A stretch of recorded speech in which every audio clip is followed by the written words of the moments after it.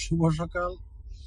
আমি যাচ্ছি এখন সান বার্নার্ডিনো সিটির একটা বিশেষ জায়গায়, আর যেখানে গেলে আপনারা ভিন্ন আমেরিকা দেখতে পাবেন।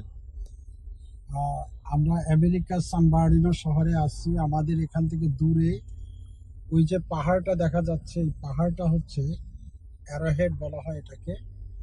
সেই অ্যারোহেড পাহাড়ের দিকে যাচ্ছি। এখানে শীত শেষ হয়ে গেছে, বসন্ত শুরু হয়েছে। আর এখানে বিভিন্ন বড় বড় ইমারত আপনারা দেখতে পাচ্ছেন। বড় ইমারতগুলো সুসজ্জিত ইমারত, আর তার পাশেই আছে সুদৃশ্য গাছ, ডেকোরেটেড গাছ। এই গাছগুলো দেখেন সব একই সাইজের গাছ। এর কারণ হচ্ছে এই গাছগুলো তারা আর্টিফিশিয়ালি বিভিন্ন জায়গা থেকে তুলে এনে এখানে এই গাছগুলোকে বসিয়ে দেওয়া হয়। আর আমি এই পথ ধরেই আমরা ড্রাইভ করে যাচ্ছি।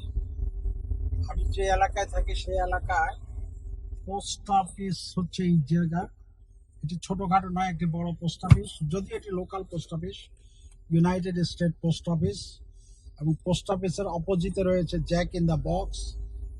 জ্যাক ইন দ্য বক্স হচ্ছে একটি খাবারের দোকান, এবং এখান থেকে ফাস্ট ফুডের খাবার সরবরাহ করা হয়। আমেরিকানরা ফাস্ট ফুডে অভ্যস্ত, এবং এই ফাস্ট ফুড যদিও বারবারই বিজ্ঞাপন দেওয়া হচ্ছে, বলা হচ্ছে এটা স্বাস্থ্যের জন্য ক্ষতিকর, কিন্তু তারপরেও এটি মজাদার খাবার হিসাবে শিশু, বৃদ্ধ কিংবা মধ্যবয়স্ক সবাই এটা উপভোগ করে থাকে। আজকে আমি আপনাদেরকে নিয়ে যাব এমন একটা জায়গায় যেখানে আপনারা দেখতে পাবেন বস্তি। আমেরিকায় বস্তি, এটা কল্পনা করা যায় না। আমরা প্রায় বাংলাদেশে শুনি মিরপুর বস্তিতে আগুন লেগেছে, আমরা শুনি কারওয়ান বাজার বস্তিতে আগুন লেগেছে, এবং ঢাকা শহরে আমার মনে হয় শ'দুয়েক বস্তি রয়েছে, এবং এগুলো বিভিন্ন সময় বিভিন্ন কারণে এগুলিতে আগুন লাগে, এবং পরবর্তীতে দেখা যায় মধ্যস্বত্বভোগীরা সেখানে ইমারত তৈরি করে।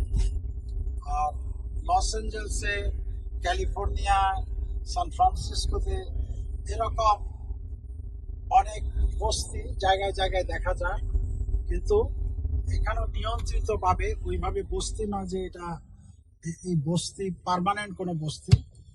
এরা হঠাৎ হঠাৎ কিছু হোমলেস, আমেরিকায় বাস্তুহারাদেরকে হোমলেস বলা হয়, হোমলেসরা সেখানে এসে বাসা বাঁধে, এবং হোমলেসরা তাদের সীমিত সামর্থ্য দিয়ে সেখানে থাকার চেষ্টা করে।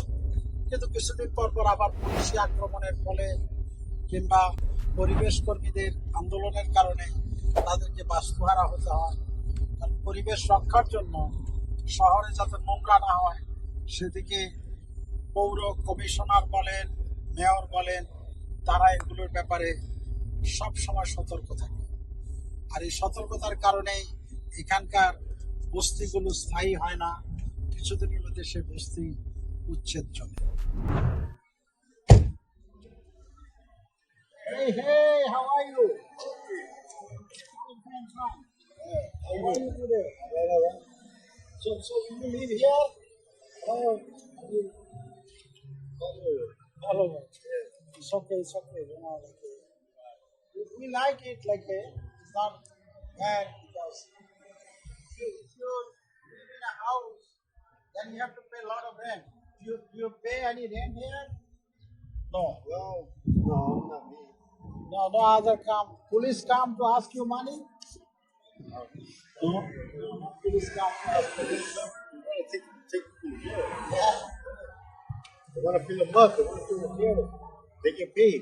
Oh, police Yeah, put you in jail, yeah? the policemen, the lawyers, they all get together. They go have a little room and they get together. They put it together and the person in jail. Long time. But you cannot stay here a long time, yeah? Well, yeah, I'm just visiting.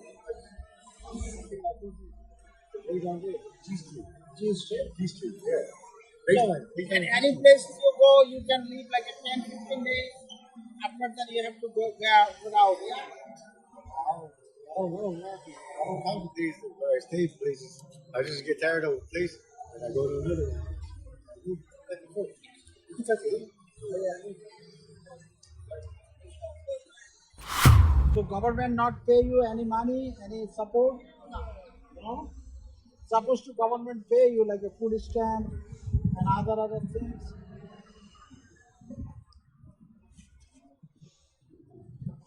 Very critical now.